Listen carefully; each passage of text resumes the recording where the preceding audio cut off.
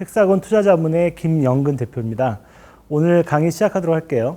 이제 기상도를 한번 볼까요? 기상도를 보면 현재 미국 증시 같은 경우는 투자 매력도가 너무 낮아요. 그러니까 5월 달에 10점, 6월 말 기준으로 8점밖에 안 돼요. 주식이 또 올라가지고 좀 떨어졌어요.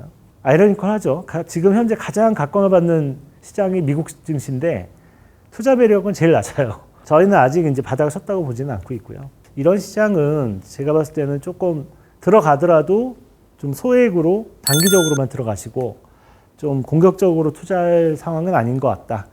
국내 증시는 17점, 16점. 여전히 뭐 이렇게 미국보다는 싼데 매력이 있는데 여전히 이제 투자할 만한 상황까지는 아직 아닌 것 같고요. 자산으로 보면 여기는 좀 기다려야 된다. 좀 싸질 때까지 이렇게 생각이 들고 미국의 장기 국채는 금리가 4.2, 3 이럴 때는 거의 100점이었거든요. 그러다가 이제 금리가 떨어지면서 수익이 나면서 이제 좀 떨어졌었는데 다시 올라가기 시작했다. 그래서 54점.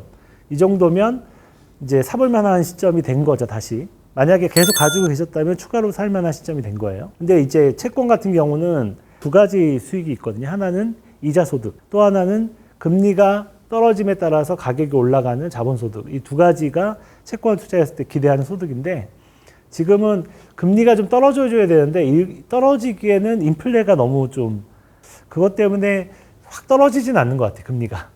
그런데 결국은 경기 침체가 오면 금리는 떨어지게 돼 있기 때문에 장기금리는. 미국 장기 국채는 기대 수익률이 쿠폰 레이시라고 해서 금리 수입하고 이자 수입하고 이 올라가면서 얻는 이 자본 차익까지 해서 한 2, 3년 보면은 한 3, 40%? 그 정도 예상을 하고 있습니다. 기대 수익을. 그다음에 에너지는 여전히 좀 지지부진합니다. 그러니까 유가가 그렇게 많이 빠지는 건 아닌데 투자 매력이 좀 많이 떨어져 있고요. 이거는 좀 저희가 투자 매력 사이클이 하향이기 때문에 아직은 이렇게 내려와 있는데 저희가 이제 투자 사이클이 돌아서서 이게 이렇게 올라가면 이때는 이제 투자할 만하죠. 그다음에 이제 달러에 대한 달러는 투자 함수가 여전히 높아요. 그러니까 이거는 왜 그러냐면 전반적으로 글로벌 경기가 그러니까 미국을 제외하고 나머지 다 안 좋아서 그래요. 그러니까 돈이 미국에 몰릴 수밖에 없고요. 결국은 유럽도 지금 중국의 영향을 많이 받기 때문에 중국 경제 맛이 가면 유럽도 맛이 가거든요. 그러면 유로화 싸지고 달러는 상대적으로 또 각광을 받겠죠. 그래서 달러는 지금 전반적으로 글로벌 경기 침체 때는 강할 수밖에 없어요. 그래서 달러는 최근에 원달러를 보면 1,440원 갔다가 1,200원대 중반까지 내려왔다가 지금 1,300원 초반까지 다시 올라간 상태인데 이게 이제 달러 가치가 강하다는 건 원달러가 이제 올라갈 수 있다는 얘기잖아요. 이렇게 올라가는 추세라는 걸 의미하기 때문에 뭐 달러에 대한 투자는 괜찮은 것 같아요. 달러 예금이든 달러로 국채를 사는 게 제일 좋겠죠. 국채를 사든 뭐 달러로 뭐 주식을 사더라도 달러 자산으로 예금을 들든 국채를 사든 뭐 주식을 사든 어쨌든 달러 자산은 어느 정도는 좀 들고 있어야 되지 않을까. 특히 우리나라 같은 경우는 이제 가계부채가 터지면서 부동산이 무너지고 있는 거기 때문에 이 부분이 나중에 정말 잘못 꼬이면 은행들의 신용등급도 떨어지고요. 그 다음에 그 은행들의 신용등급이 떨어지면 국가신용등급이 떨어져요. 떨어지면 아무래도 환율이 위로 스파크를 일으킬 수 있거든요. 저희가 이제 보는 게 1,630원. 이 정도까지는 페어 밸류다 이렇게 보잖아요. 갈 수 있다. 이 정도 가면 이제 우리나라 증시도 많이 폭락을 할 거고 부동산도 싸질 거고 이러면은 달러를 갖고 있어야 구매력을 보존하다가 위기 때 살 수 있거든요. 싼 주식, 삼성전자 같은 거 또는 뭐 부동산도 뭐 내가 좋아하는 부동산, 정말 좋은 위치에 있는 부동산을 싸게 살 수가 있어요. 달러를 들고 있어야 이 구매력을 유지를 하거든요. 그래서 되게 유리한 게임을 할 수 있는 거예요. 그래서 달러는 어떻게 보면 달러 사서 뭐 원달러가 올라가지고 내가 달러로 뭐 먹겠다 이거보다는 좀 안전하게 달러를 좀 어느 정도 확보해 놓으면 비상시에 우리나라에 무슨 일이 생기거나 그럴 가능성이 좀 있기 때문에 그럴 때 유용하게 쓸 수 있다는 거죠. 제가 이슈를 먼저 설명을 드릴 건데 이번 달은 좀 부동산 한번 또 다뤄봤습니다. 올 연초서부터 반등을 좀 시작했죠. 작년에 이렇게 무섭게 빠지다가 올 연초에 이제 반등을 시작했는데 과연 이게 부동산 시장이 이제 바닥을 친 건지 아니면 이제 이게 가짜 반등이고 그 다음에 다시 한번 계속 빠지는 길로 갈 건지 지난번에 한 3개월 전에 다뤘기 때문에 이번 달 좀 업데이트해서 보여드리도록 하겠습니다. 지금 주택시장을 볼 때 제일 중요하게 봐야 되는 거는 사실 두 가지예요. 금리하고 밸류에이션. 그러니까 주택 가격이 얼마나 비싼지. 그러니까 워낙 비싼 상태에서 내려오고 있기 때문에 싸다는 느낌이 들지 않으면 실수요가 붙질 않아요. 두 번째가 금리예요. 왜냐하면 금리는 주택을 구매하는 데 있어가지고 들어가는 비용이잖아요. 기회비용이기 때문에 그런 부분 때문에 이제 금리도 같이 봐야 되거든요. 그래서 금리와 주택의 밸류에이션 두 가지를 보고 판단하면 되는데, 일단 주택의 밸류에이션을 먼저 보면 주택 구입 부담 지수라는 게 있어요. 요거는 뭘 의미하냐면 주택을 구입하는 데 있어가지고 얼마나 부담을 느끼느냐예요. 그러니까 요 지표가 올라가면 부담이 점점 많아지는 거고요. 내려오면 점점 부담이 적어지는 거죠. 이자나 원금 상환을 하는데 부담이 없는 수준이 여기고요. 요 정도 올라가면 부담이 좀 있는 수준이고, 이 버블 금융까지 올라가면 매우 부담되는 수준. 여기는 이제 연끌해야만 살 수 있는 가격인 거죠. 그래서 이 지표가 최소한 140 정도, 서울 기준으로 140 정도 이하에서는 내 집 마련을 해도 괜찮은데, 이 이상에서는 좀 조심해야 된다, 이렇게 볼 수 있습니다. 그래서 지금 좀 내려와서 180인데 아직도 내려갈 자리가 좀 많죠. 현재 여기잖아요. 그러면은 주택 가격이 아직 좀 조정을 하고 좀 반등을 하는데도 굉장히 비싼 상태라는 거죠.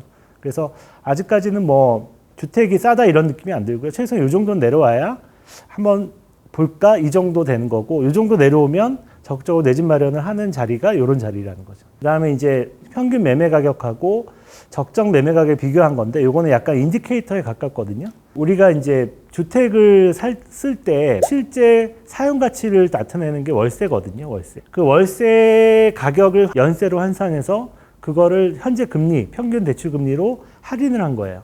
그러니까 이거는 이론적인 적정 매매 가격이라는 거죠. 그렇게 보면 과거에는 이 적정 매매 가격보다 평균 매매 가격이 좀 높았죠. 예, 약간 높았어요. 그러다가 여기 2012년 와서는 적정 매매 가격은 올라갔는데 평균 매매 가격은 못 올라갔죠. 여기 갭이 생겼죠. 그래서 이제 갭을 메꾸러 올라간 거예요. 여기까지는 뭐 같이 따라갔는데 여기서부터 쭉 떨어졌죠. 예, 평균 적정 매매 가격이 떨어진 이유는 금리가 많이 올라서 그래요.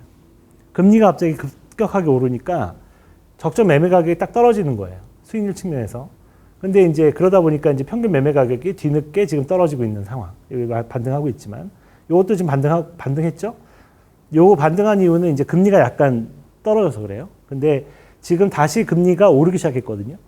5월 달부터인가 다시 금리가 오르기 시작했어요. 그래서 아마 제가 봤을 때는 요 평균 매매 가격이 여기 지금 반등했다가 이렇게 지금 현재 내려온 상태일 거예요. 이 정도. 지금 금리를 적용하면. 또 요 정도 라인이면 지금 적정 매매 가격과의 갭이 있잖아요. 아직도 사실은 요게 적정 매매 가격하고 아직도 좀 갭이 크다. 요 갭이 좀 줄어서 요 정도 갭 정도 오면 이제 사도 된다, 이렇게 생각할 수 있습니다. 그 다음에 요거는 뭐냐면 이제 아파트 가격의 장기 추세선 가지고 사이클을 그리는 건데, 여기 보시면은 요게 이제 빨간색이 실거래가고요. 요게 파란색이 추세선이에요. 이 추세선이 이렇게 올라가다가 이렇게 굽으면 여기서부터가 약세장 시작이고요. 이렇게 돌아서면 여기서부터가 강세장 시작이고, 그러니까 요 앞에 강세장이었고 약세장이었고 지금 강세장으로 굉장히 오랫동안 왔죠.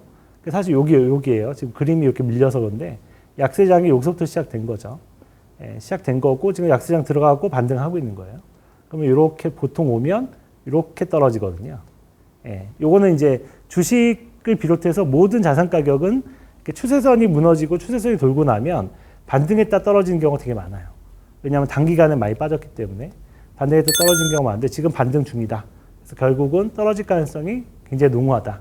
그래서 저희가 볼 때는 다시 실수요자들이 좀 줄기 시작했어요. 다시 줄기 시작하고 반등하던 아파트 단지들 보면 다시 저점을 깨는 매매가 많이 나오고 있거든요. 송파나 뭐 잠실 쪽에.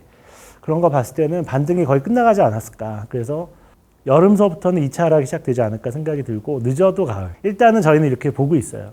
그래서 이제 부동산을 한번 설명을 드렸는데, 주택시장에 대한 저희 의견은 그렇습니다. 이렇게 저희가 이제 주택 버블이 전 세계적으로 굉장히 심한 데가 이제 탑이 중국이라 그랬잖아요. 중국이 제일 심하고 그 다음에 우리나라예요. 그래서 중국도 지금 부동산 버블이 무너지면서 경제가 완전히 이제 골로 가고 있다. 그래서 골로 가고 있는데 뭐 부양을 해도 살아나지도 않고 뭐 방법이 없어요. 소비도 죽고 중국 경제 되게 어렵거든요.